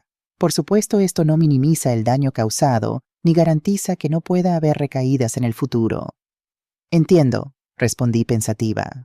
Doña Dolores, usted más que nadie ha contribuido a visibilizar el abuso financiero contra mujeres mayores. Este programa podría ser otra herramienta en esa lucha, pero su bienestar emocional es prioritario. Si considera que la participación de Carlos sería perjudicial para usted, lo respetaremos absolutamente. Después de consultarlo con la doctora Martín y meditarlo durante varios días, finalmente tomé mi decisión. Daré mi aprobación, pero con 2 condiciones, le dije a la criminóloga por teléfono. Primera, quiero revisar el contenido de su presentación antes de que la imparta. Y segunda, quiero asistir a una de las sesiones sin que Carlos lo sepa previamente. Ambas condiciones son completamente razonables, accedió ella, y aprecio enormemente su disposición.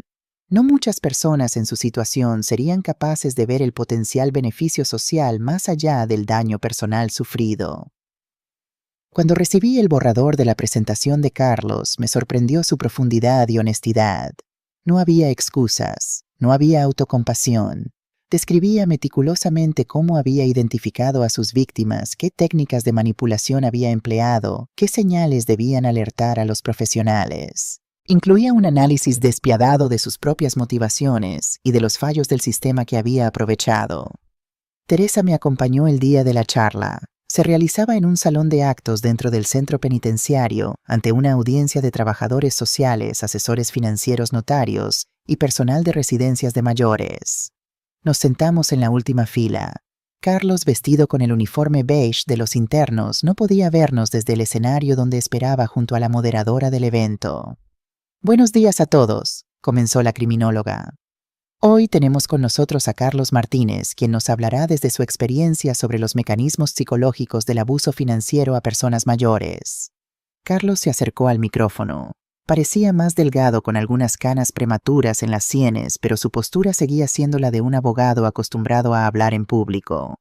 «Mi nombre es Carlos Martínez», comenzó con voz firme. «Estoy cumpliendo una condena de 10 años por estafar a 14 mujeres mayores, incluyendo a mi propia madre». Un silencio absoluto se instaló en la sala. No estoy aquí para buscar simpatías ni para justificarme. Estoy aquí porque creo que entender cómo piensa un depredador como yo puede ayudarles a proteger mejor a las personas a su cargo. Durante la hora siguiente, Carlos expuso con precisión clínica los mecanismos que había utilizado: la identificación de vulnerabilidades emocionales, el aislamiento progresivo de las víctimas, la creación de dependencia, la manipulación para obtener firmas, las estrategias para evitar sospechas. El perfil que buscábamos era específico, explicó. Mujeres mayores de 65 años con propiedades valiosas, preferiblemente viudas o solteras con pocos familiares cercanos que pudieran supervisar sus asuntos. Mujeres inteligentes y autónomas pero con poca experiencia en gestión financiera. Y sobre todo mujeres para quienes la confianza y las relaciones personales eran fundamentales. Un trabajador social levantó la mano. No sentía remordimientos mientras hacía esto. Los suprimía, respondió Carlos con franqueza. Creaba narrativas que justificaban mis acciones. Estas mujeres son demasiado mayores para necesitar tanto dinero. Estoy protegiéndolas de malas decisiones. Eventualmente heredaría esto de todos modos. La capacidad humana para el autoengaño es prácticamente infinita. Otra profesional preguntó, ¿qué podríamos haber hecho para detectar sus intenciones? Preguntas sistemáticas a las mujeres a solas sin presencia del asesor o familiar. Verificación independiente de la comprensión de documentos. Períodos de reflexión obligatorios antes de firmar poderes o transferencias importantes. Y sobre todo, educación financiera específica para mujeres mayores. Mientras escuchaba sentí una compleja mezcla de emociones. Dolor al revivir lo ocurrido, asombro ante la precisión analítica con que Carlos diseccionaba sus propios actos y un atisbo de algo que no me atrevía a nombrar todavía. Orgullo no por lo que había hecho, sino por la honestidad brutal con que ahora lo enfrentaba. Al final de la sesión, la criminóloga planteó la pregunta más difícil. ¿Qué te llevó a incluir a tu propia madre entre tus víctimas? Carlos se tensó visiblemente. Era evidente que a pesar de su aparente control, esta pregunta tocaba una herida abierta. «Esa es la pregunta que me atormenta cada noche», respondió con voz ligeramente quebrada. La respuesta fácil sería culpar a la adicción a las deudas, a la presión. Pero la verdad más dolorosa es que en algún momento dejé de ver a mi madre como una persona. Se convirtió en un recurso, en un medio para mis fines. Hizo una pausa para recuperar la compostura. Mi madre dedicó su vida a darme oportunidades. Trabajó turnos dobles para pagarme estudios que ella nunca tuvo. Y yo la reduje a un conjunto de bienes a liquidar. Es el acto más despreciable de mi vida, y uno por el que no espero perdón, sino solo la oportunidad de convertir esa vergüenza en algo que pueda prevenir que otros cometan errores similares. Cuando la sesión terminó, Teresa apretó mi mano. «¿Estás bien?», asentí sin confiar plenamente en mi voz. «Necesito unos minutos». Mientras los profesionales se acercaban a Carlos para preguntas adicionales, yo me quedé en mi asiento observando desde la distancia. Había sinceridad en su presentación, eso era innegable. Pero, ¿sería suficiente? ¿Podría algún día compensar el daño causado? La criminóloga se acercó discretamente. ¿Qué le ha parecido, doña Dolores? Impresionante, admití. No esperaba tanta crudeza. Carlos ha trabajado durante meses en esta presentación. La ha revisado decenas de veces insistiendo en que debía ser completamente honesta sin autoprotección. Él sabe que estoy aquí, no como acordamos. ¿Quiere que se lo comunique ahora? Contemplé a Carlos rodeado de profesionales que tomaban notas de sus respuestas. Se veía agotado emocionalmente, pero también enfocado presente de una manera que no recordaba haber visto en él desde hacía años. Sí, decidí. Creo que estoy lista para verlo. La criminóloga se acercó a Carlos y le susurró algo al oído. Vi cómo su cuerpo se tensaba y luego giraba lentamente buscando en la sala hasta que nuestras miradas se encontraron. La sorpresa, la vergüenza y finalmente una especie de resignación cruzaron su rostro. Después de excusarse con los profesionales, caminó lentamente hacia mí como quien se acerca al estrado para recibir sentencia. «Mamá», dijo simplemente cuando llegó a mi altura. «Carlos». Un silencio incómodo se extendió entre nosotros. «No sabía que vendrías», murmuró finalmente. «Esa era la idea. Quería escucharte sin que supieras que estaba aquí, para ver si eras el mismo con o sin mi presencia». Asintió comprendiendo. «Y has sido completamente honesto, más de lo que esperaba. Es lo mínimo que puedo hacer. Ya no me quedan energías para pretensiones o manipulaciones. Solo la verdad». Nos miramos en silencio. Era extraño verlo así sin el aura de confianza absoluta que siempre lo había caracterizado. Vulnerable, humano. «Tu presentación ayudará a muchas mujeres», dije finalmente. Una pequeña sonrisa, la primera, apareció fugazmente en sus labios. «Eso espero. Es importante para mí contribuir de alguna manera».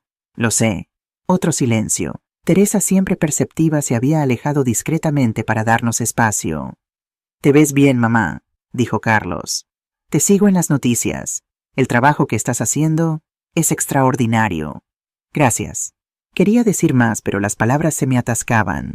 Era como si existieran dos Carlos simultáneamente en mi mente, el hijo que había amado incondicionalmente durante décadas y el hombre que había intentado destruirme. Reconciliar ambas imágenes parecía imposible. «¿Sigues en la misma casa?», preguntó intentando mantener la conversación.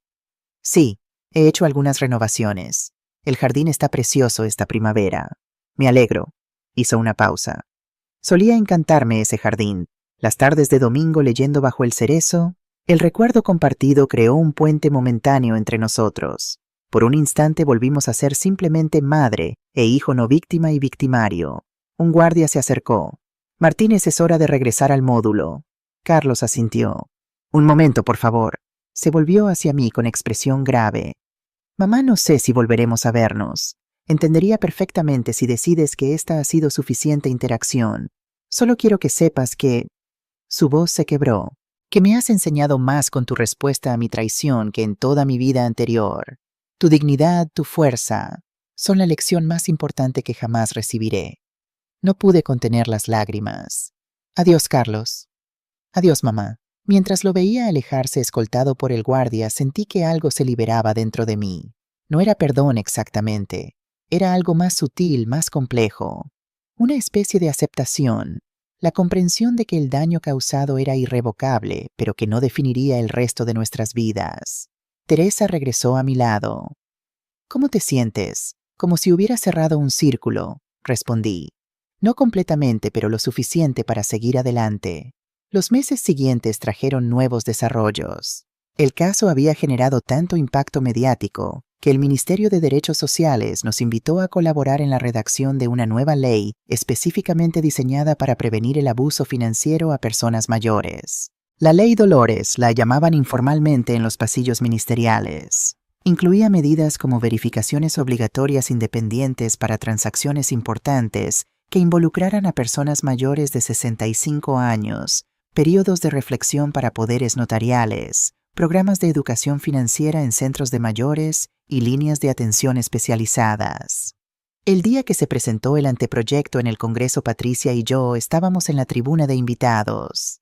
La ministra nos mencionó específicamente en su discurso: esta ley nace de la valentía de mujeres como Dolores Martínez, quien no solo se enfrentó a su propio abusador, sino que convirtió su dolor en un movimiento nacional para proteger a otras personas vulnerables. Los aplausos resonaron en la Cámara. Mientras los recibía, pensé en el largo camino recorrido desde aquella noche en que descubrí que mi casa había sido vendida sin mi conocimiento, de sentirme víctima impotente a ser reconocida como agente de cambio social. Esa noche, al regresar a casa, encontré un sobre que alguien había deslizado bajo mi puerta. No tenía remitente, solo mi nombre escrito con una caligrafía que reconocí inmediatamente. Dentro había una breve nota y un recorte de periódico. Mamá, vi la noticia sobre la ley Dolores en la televisión del módulo. No podría estar más orgulloso. Has convertido la injusticia en protección para miles.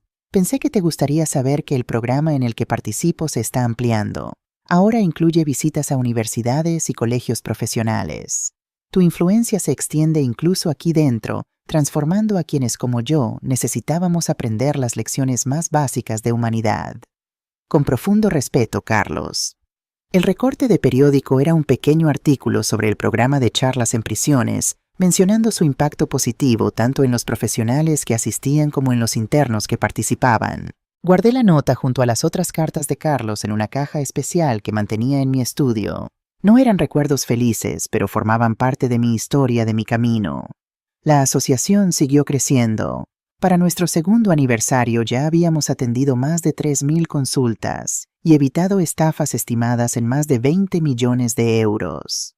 Nuestro equipo de abogados voluntarios había recuperado propiedades y fondos para docenas de mujeres en situaciones similares a las nuestras. Teresa y yo fuimos invitadas a dar conferencias en otras ciudades europeas compartiendo nuestro modelo de prevención y apoyo.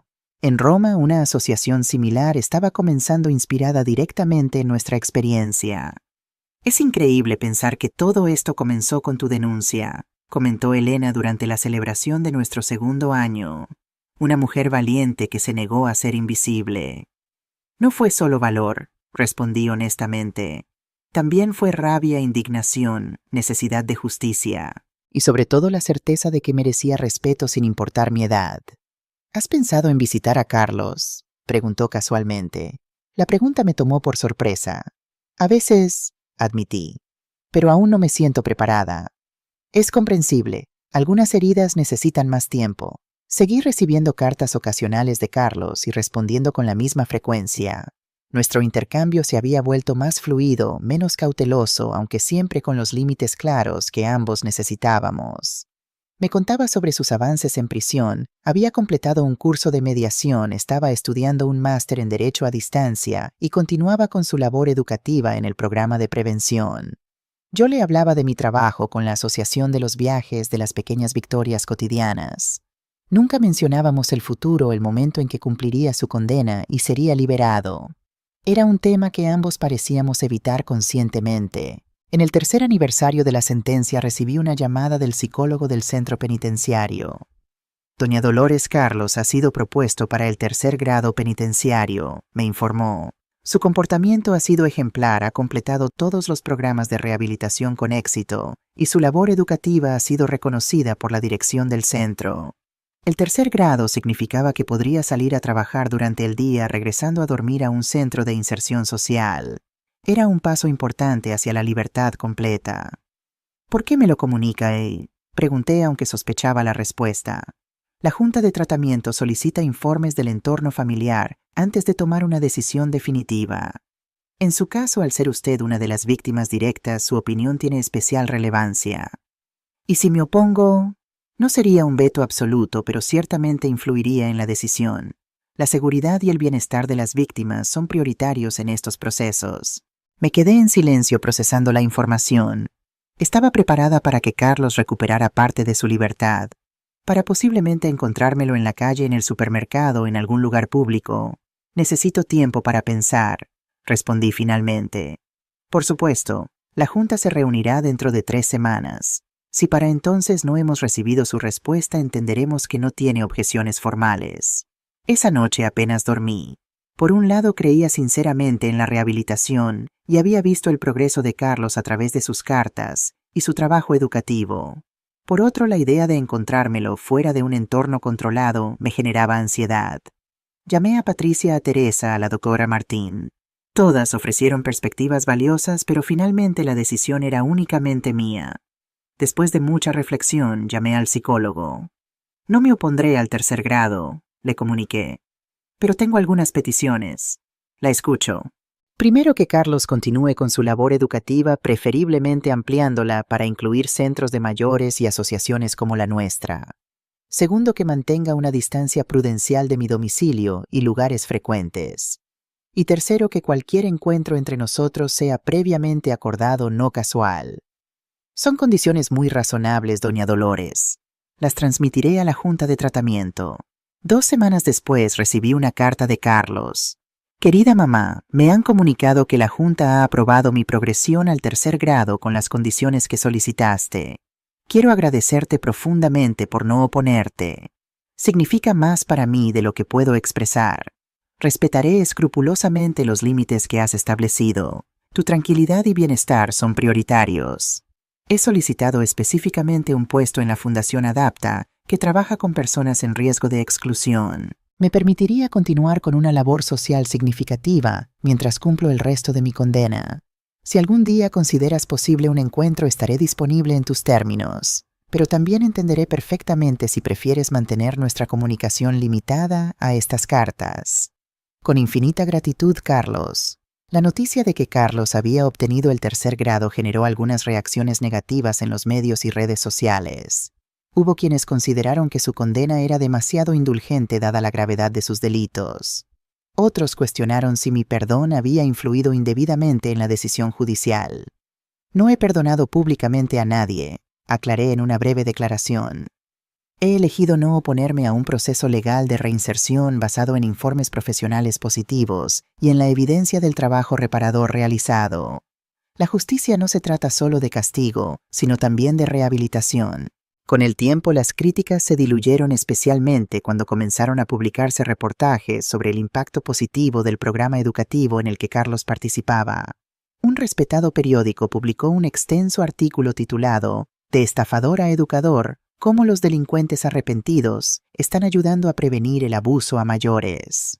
Mientras tanto, Fernando Mendoza seguía cumpliendo condena en régimen ordinario. A diferencia de Carlos, no había mostrado señales de arrepentimiento ni había participado en programas de rehabilitación. Sus recursos legales habían sido sistemáticamente rechazados y, según informaciones que llegaban a través de Elena, su salud se deterioraba progresivamente. La vida continuaba.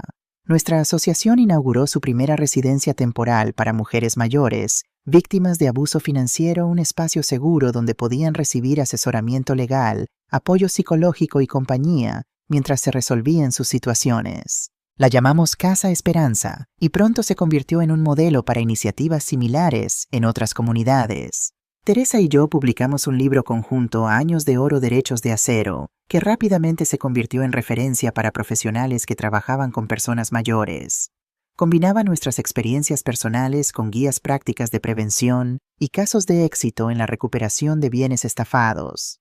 Un año después de obtener el tercer grado, Carlos me escribió una carta diferente a todas las anteriores. Querida mamá, mi abogado me ha informado que, dada mi evolución positiva, tendré derecho a permisos de fin de semana a partir del próximo mes. Serán salidas supervisadas de 48 horas que puedo utilizar para visitar a familiares o preparar mi futura reinserción. No te escribo para pedirte alojamiento ni para forzar un encuentro. Solo quiero que lo sepas directamente por mí, no por terceros o por la prensa. He alquilado una pequeña habitación para estos permisos en un barrio alejado del tuyo, respetando nuestro acuerdo de distancia. Aprovecharé estos días para conocer mejor la fundación donde espero trabajar cuando obtenga la libertad condicional y para establecer contactos con organizaciones que luchan contra la adicción al juego.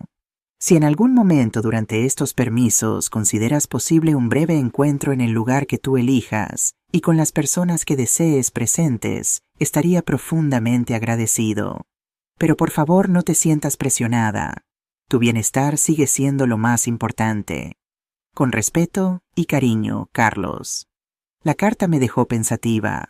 Estaba preparada para ver a Carlos en un entorno normal, sin rejas ni guardias. Podría sentarme frente a él en una cafetería en un parque como cualquier madre con su hijo.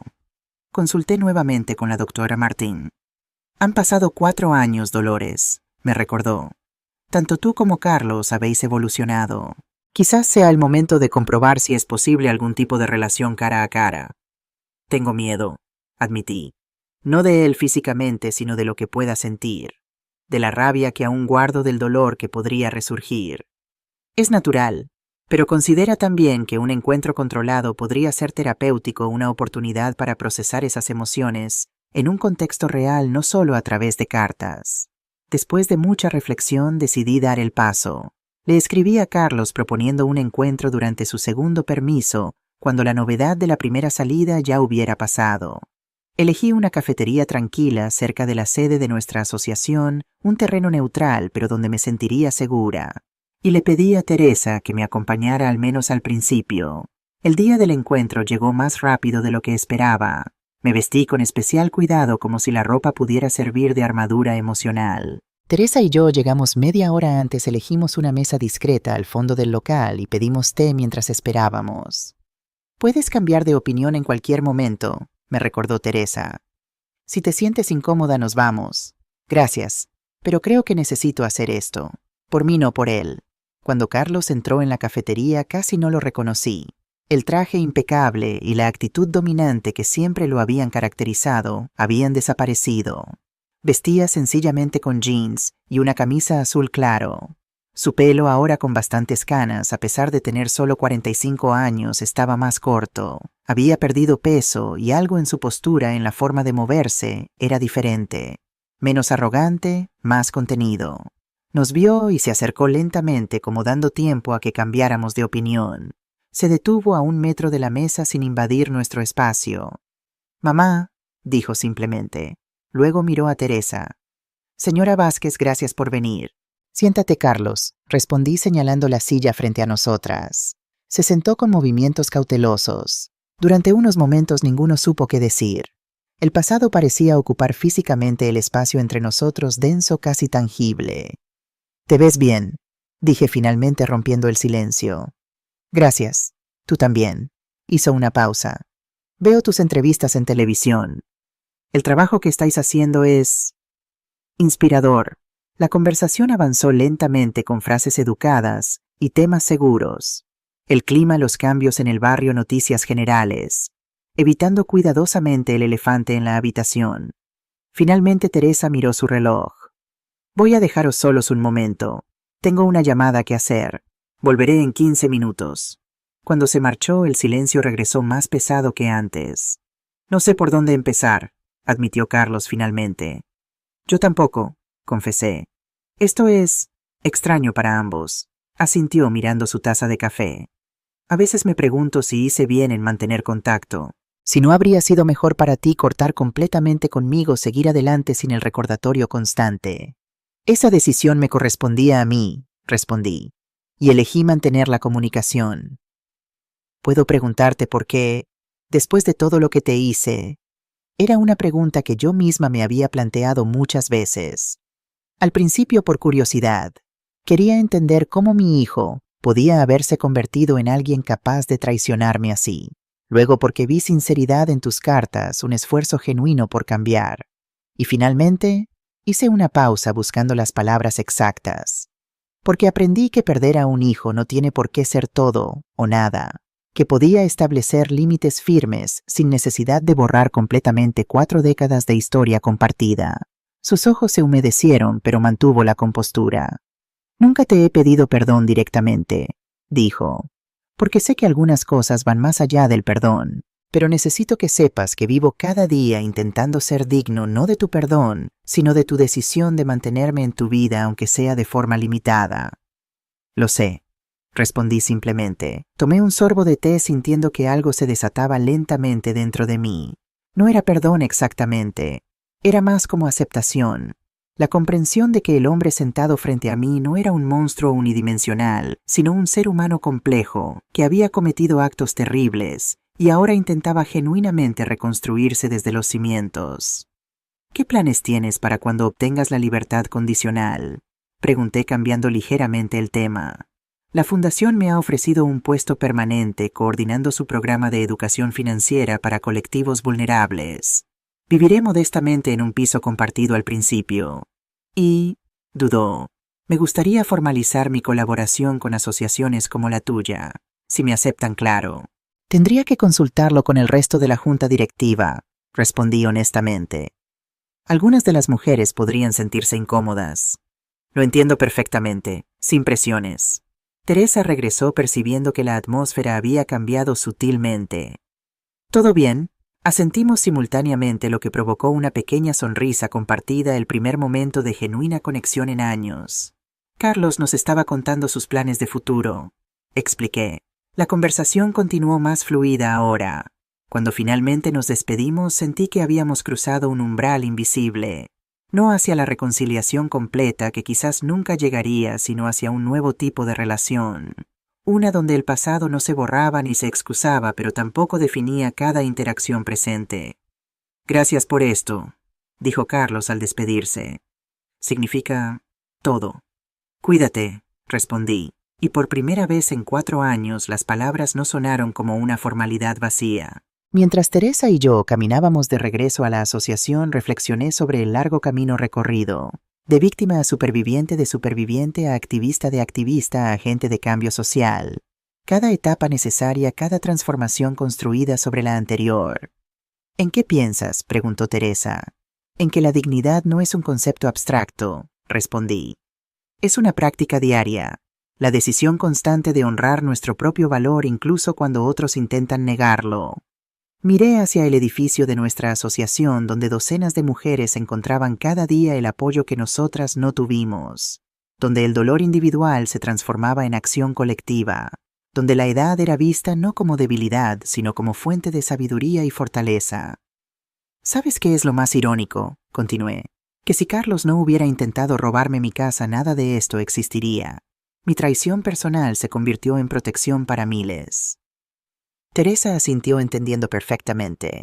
De las peores experiencias pueden surgir los cambios más necesarios, si tenemos el valor de convertir el dolor en propósito. Al entrar en la sede, una docena de mujeres mayores nos saludaron alegremente. Estaban preparando pancartas para la manifestación del día siguiente en apoyo a la aprobación definitiva de la Ley Dolores en el Senado. «Doña Dolores, justo a tiempo», exclamó una de ellas. «Estamos decidiendo el lema principal para las pancartas». Me uní a ellas, sintiendo esa energía especial que surge cuando las personas se reúnen por una causa justa, la misma energía que me había sostenido durante estos 4 años de lucha y transformación.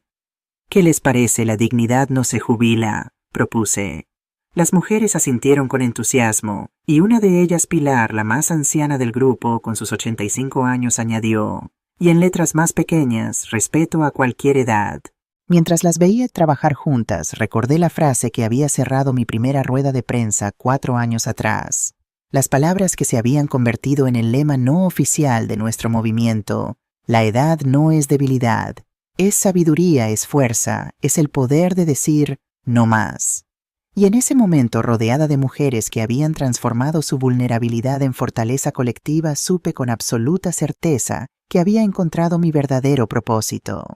No como madre, no como profesional, sino como defensora de la dignidad que todas merecemos, sin importar los años que marque nuestro calendario.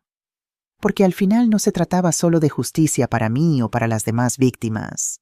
Se trataba de crear un mundo donde la edad avanzada no fuera sinónimo de indefensión, donde cada mujer mayor pudiera caminar con la cabeza alta, segura de que su voz sería escuchada, sus decisiones respetadas, su autonomía protegida. Un mundo donde ninguna hija o hijo volviera a pensar que el amor y el cuidado significan control. Donde ninguna madre tuviera que elegir entre su dignidad y su familia. Un mundo que paso a paso estábamos construyendo juntas.